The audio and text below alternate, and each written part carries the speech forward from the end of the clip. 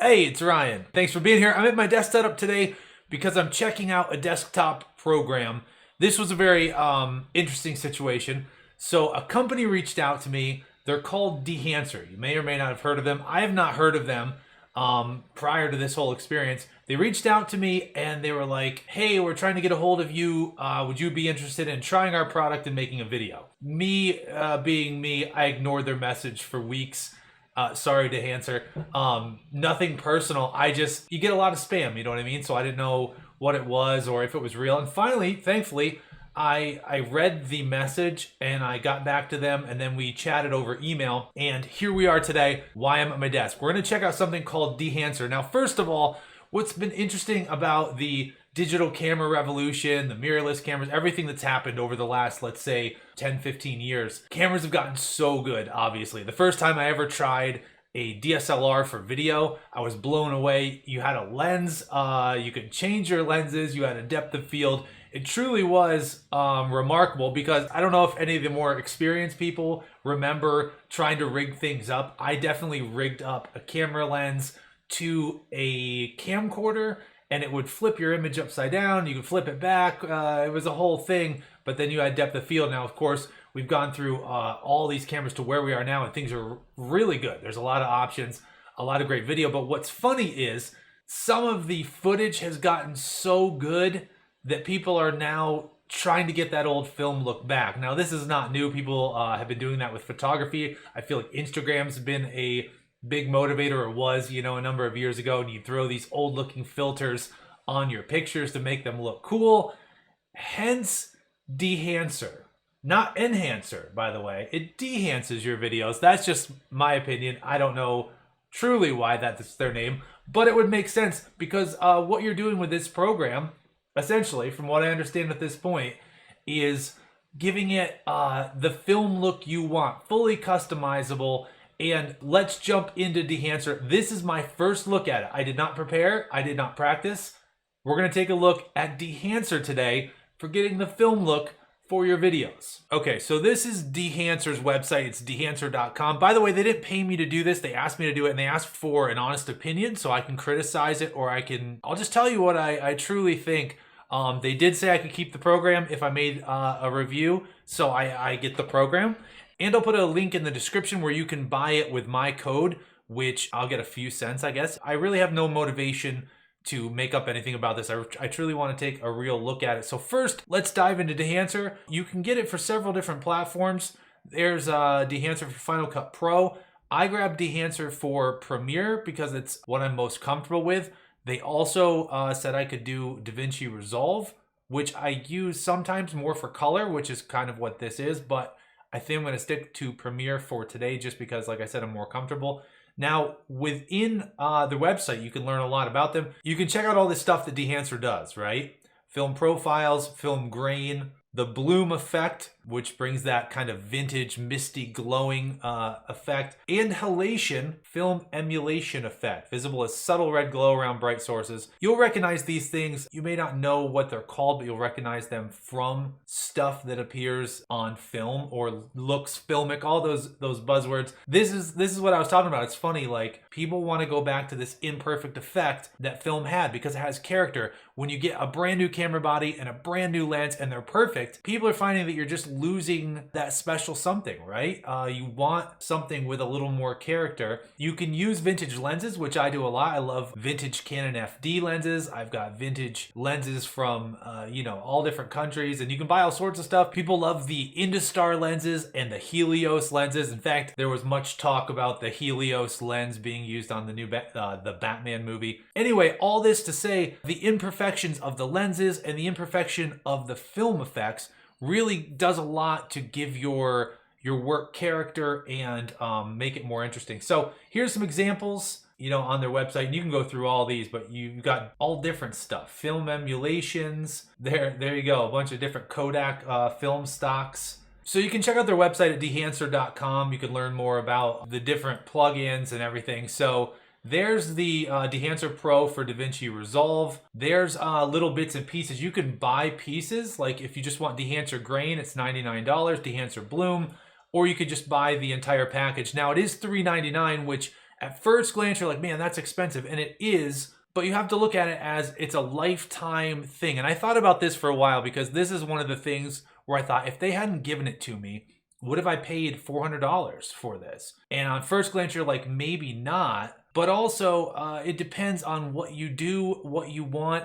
And if you're buying LUTs from filmmakers here and there and YouTubers and people you like, you're like, oh, I want that LUT, that LUT. You know, it starts to add up. And for this, you're getting all this and it's all for you to be able to control. So the great thing is when Dehancer reached out to me is I've actually been working on a narrative project.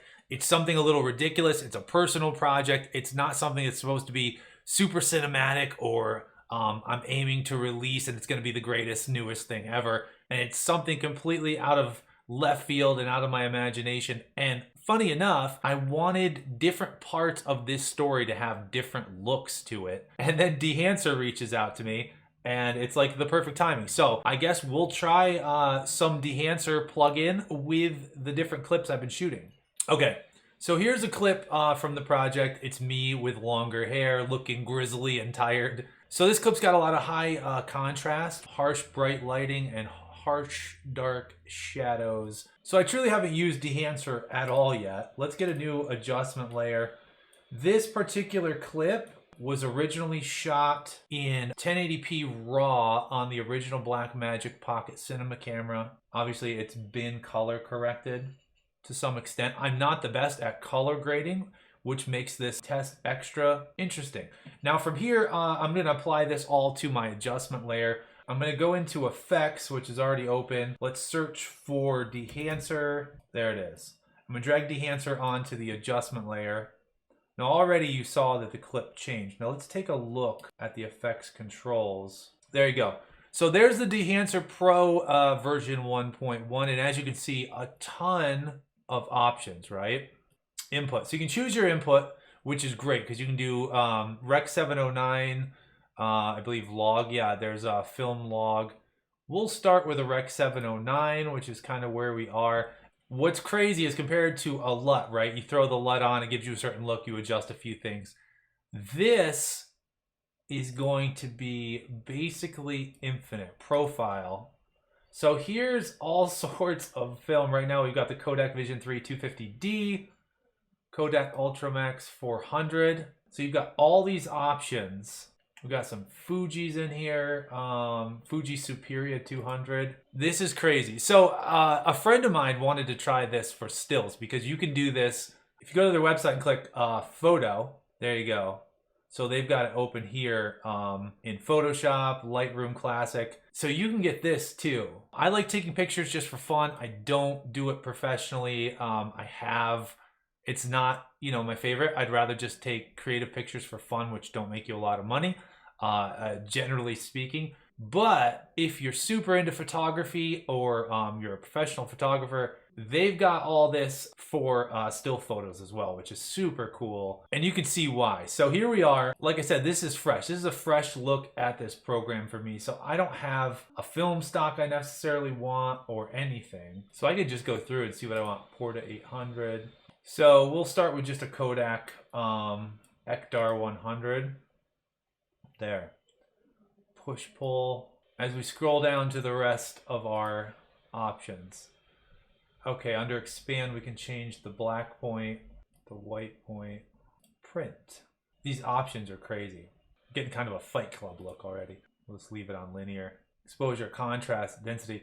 So I was naive to think we could sit here and do all this. The options they give you are crazy. And again, I'm not a professional grader by any means. Color grading is down there on my list, but I love it and I love all the options you have here. So here's your film grain, right? Let's crank it up extreme. Now you may lose some of this in translation because obviously YouTube is going to compress the junk out of this, right? So you may not be able to see the fine details that I can see. So I'll go a little extreme. You can control where the grain is in the midtones, the highlights. Let's quickly change that. I'm not sure I want the Ektar on this. Kodak Ultramax there, that's better. Film type negative, positive. Oh, important thing to know. What you're doing, you want to enable this. There. Okay. Now that we've enabled grain, which was not enabled before, we can see that it's going crazy. So let's turn that grain way back down. Turn that down to 4. Let's turn the amount down a little bit. There, that's a little more acceptable. So there it is without it being enabled. Now it's still kind of heavy grain, so it just really depends on what you're looking for. Now let's go to halation. Obviously we want to enable it, and we've got a bunch more options here. The source limiter, background grain, smoothness, diffusion. Very subtle. Let's add some bloom. Okay, so there you can see the bloom even at the default settings. If I click enable, you see that little bit of glow in here and in here near the ear. That's what you're going to get with bloom. It really gives it that classic bloom of film. Some people like to throw those black promise filters on, which do a similar thing, I mean, in my opinion. Now that's getting pretty heavy on the effects, and again, this is all very subjective. If you want it to be that crazy, you can. So within here, you can control your vignette, film breadth, gate weave. So this should give it some shake with this gate weave. That is crazy. So already we look like very much like 16 millimeter film, maybe. If I mess it up even more, it's getting closer to 8 millimeter film. You see those old home movies, those old low budget films. Now this seems like it's very intensive on the computer, which I'm not surprised. This is a pretty beefy laptop. It has a 2060 graphics card in it, and it's a gaming computer basically. But I can already hear it revving up. You can probably hear the fan a little bit, but that's because we're adding so much to this footage. And this is only 1080 footage, mind you. This is not 4K or 6K. So I could see this getting pretty intensive on the processor and the graphics card. So this is all to taste. And if one, you're a professional, or two, you just have lots and lots of time to mess with this, obviously you can do tons of stuff. So that's a quick look at Dehancer. As you can see, the features and what you can do are seemingly endless. They gave you all of the control for this. And I thought this was interesting. I mentioned this earlier. Why Dehancer is not a LUT. This is from their website. There you go. In a nutshell, a LUT is merely a table of color change values. It can't contain all the characteristics of the film that determine the feel of the film image. Dehancer is a complete and comprehensive tool for the film emulation, which recreates all the main characteristics of the film. So that's the big difference. Instead of just buying something, that's a LUT, they just gave you control of everything.